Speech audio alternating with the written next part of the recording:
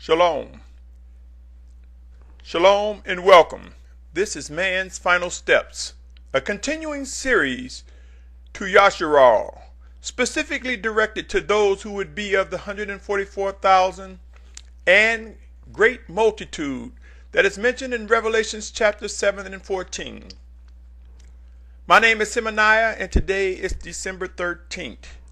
In this segment of Man's Final Steps, I want to present the matter of controlled lens. Many of us are all too familiar with the lens of sunglasses or eyeglasses, the lens of a telescope.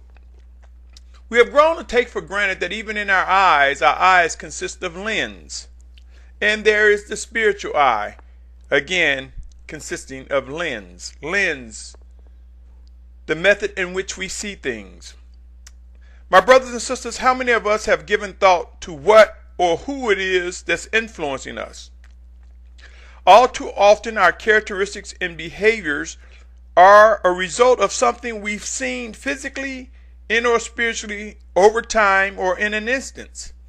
We have read about unrighteous leaven and righteous leaven, just as we have come to discover this means influences, whether it be from righteous influence or wicked influence.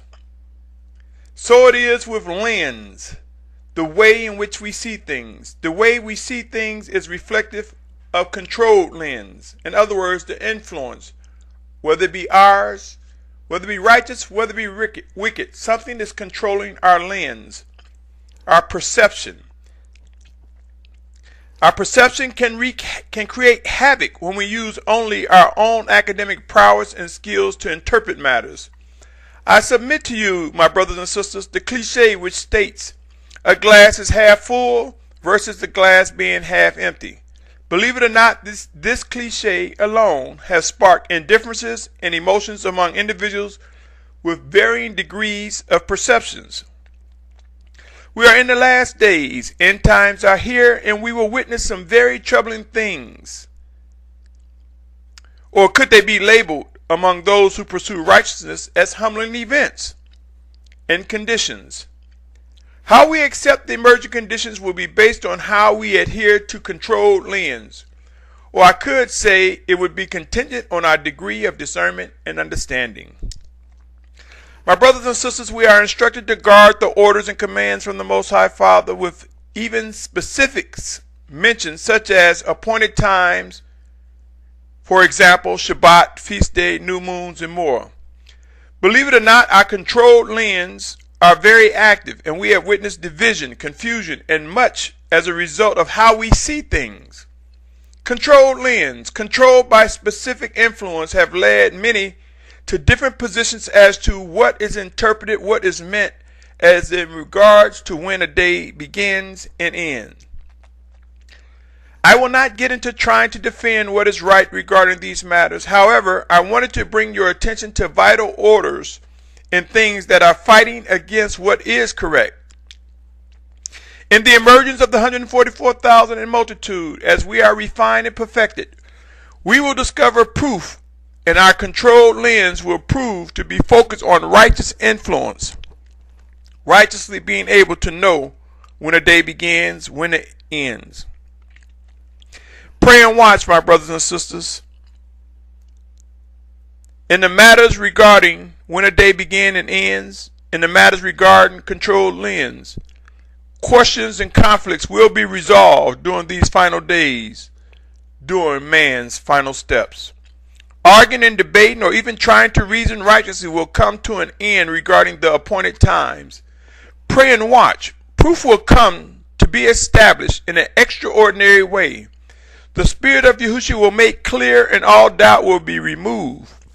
The 144,000 multitude will not be gathered to a safe place without righteous guidance, instructions, knowledge, and righteous guidance will come to be.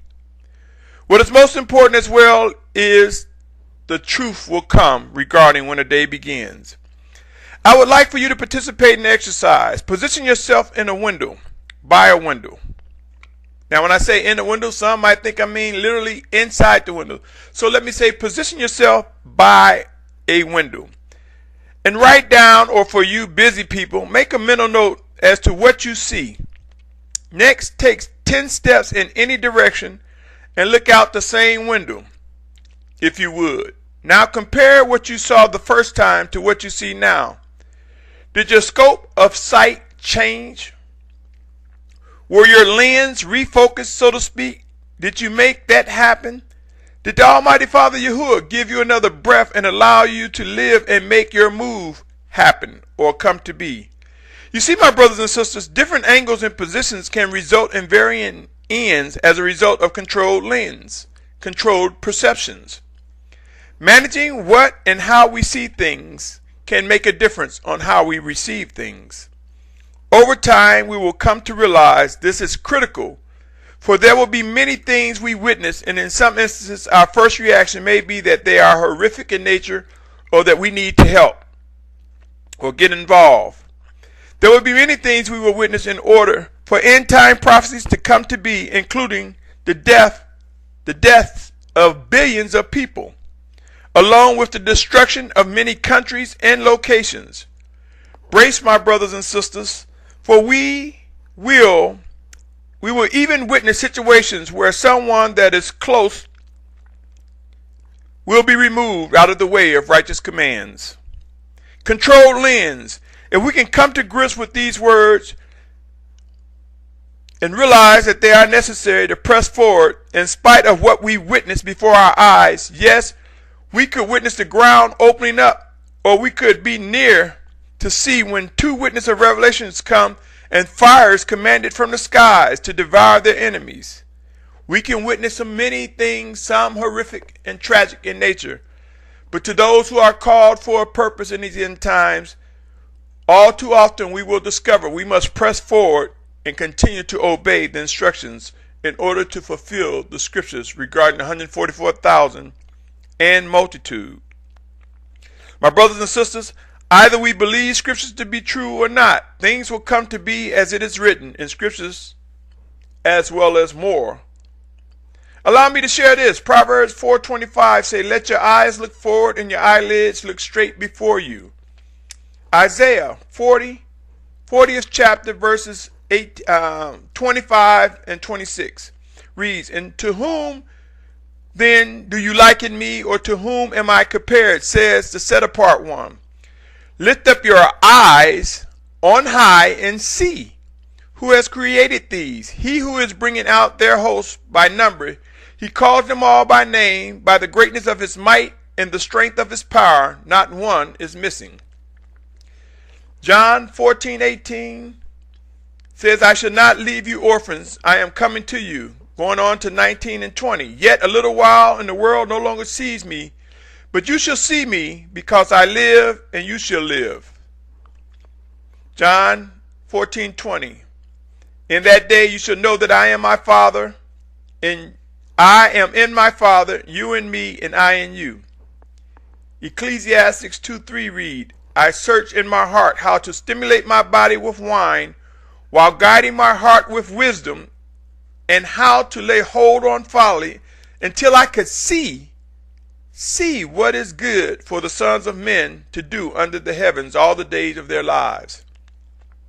My brothers and sisters, how we manage our lens, the methods in which we establish controlled lens, our focus, our perceptions, will result on how clear we are able to see.